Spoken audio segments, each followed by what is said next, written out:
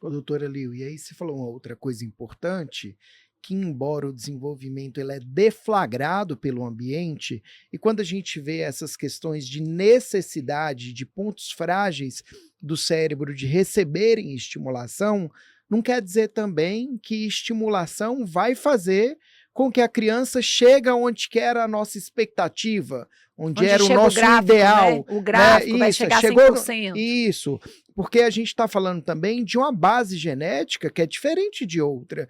Então, às vezes, isso é importante, eu gostaria que Perfeito. você falasse sobre isso, porque às vezes a gente vê tanto no profissional, como se fosse assim, nossa, meu trabalho não está sendo bem realizado, porque a criança não chegou onde eu queria, mas ainda mais os pais, né? Às vezes os pais com toda aquela expectativa, nossa, eu queria que meu filho fizesse, não, falando aqui de maneira prática, que ele falasse, que ele tivesse um repertório maior de brincadeiras, de socialização, e talvez a base genética daquela criança é diferente daquela outra, e o resultado que ele é programado pela genética, mas definido, deflagrado pelo ambiente, definido pela junção dos dois. Acho que é importante falar isso para que não se venda também uma promessa de que a criança vai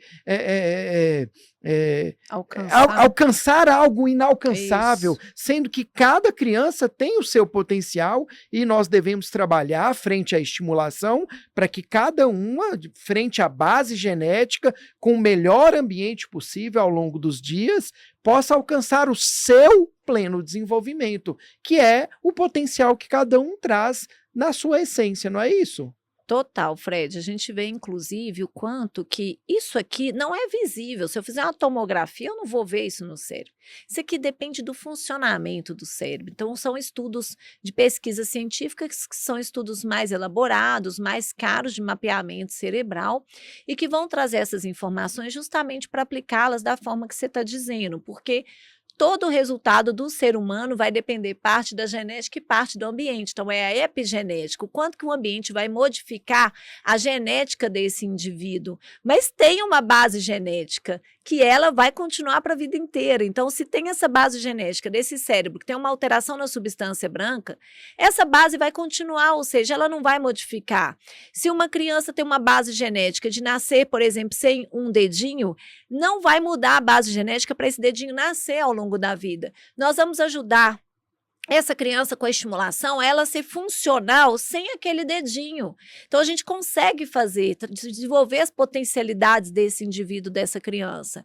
Então, a gente tem que traçar de forma individualizada um plano de intervenção para que a gente, com a estimulação do ambiente, possa moldar essa genética e essa criança, então, possa alcançar o máximo do seu potencial individual de desenvolvimento dentro da sua arquitetura cerebral. Isso sempre tendo como foco a criança, treinando os pais e com uma equipe interdisciplinar que tenha um diálogo, que tenha objetivos claros e que também saiba respeitar a vida de criança, aplicar o que a ciência traz e amar essa criança todos os dias e comemorar os seus ganhos. Acho que é isso, né, Fred? Eu acho que é importante, doutora Elio, a gente dando exemplos práticos, né, dessas questões, ter cuidado as famílias com promessas de cura, né, de desenvolvimento sem esforço, de que, olha, deu certo isso aqui para o meu filho, faça que acontecerá o mesmo. Cada indivíduo é um. Eu acho que é muito importante. E aí a gente não pode, a gente está falando aqui de um lado da importância do estímulo, mas de outro lado, não anular a genética que cada criança traz. Você pega uma criança autista nível 1, por mais que você a estimule, ela não vai se tornar, provavelmente, ela pode se tornar, caso ela queira, se for do desejo, da vontade dela, mas muitos não se tornarão apresentadores de auditório. Eles, né, talvez eles vão ser grandiosos, eles podem estar em qualquer lugar. Eu só estou dizendo que eles têm algo que é próprio, de um desinteresse social, Assim e como está tudo qualquer bem ser isso. humano, né? Tem Exatamente. gente que não vai. Autistas e não. Autistas Isso. não serão apresentadores de auditório. Ou jogadores menino... de futebol, né? Às vezes que aqueles menininhos querendo jogar todo dia achando que vai ser o Cristiano Ronaldo, mas Isso. não vai conseguir, porque não é o dom dele, Maravilha. por exemplo. A gente tem que ter um cuidado ao falar disso para a gente não entrar numa linha de capacitismo e de pensar que essas crianças não podem desenvolver, que seria um absurdo, mas igualmente é um absurdo absurdo, anulando a sua base genética, querer transformar um autista em não autista e que tem as suas particularidades. Uma criança que tem, por exemplo, um hiperfoco. Eu adoro pescar. Esses dias eu fui numa loja e uma pessoa autista me atendeu, que ela me deu uma explicação sobre pescaria, vara, anzol, isca, que nenhuma pessoa não autista tenho certeza que não E daria. você ficou impressionado Tamanho é o positivamente. talento, assim, e aí eu escutando a história dele, ele disse que se tornou sócio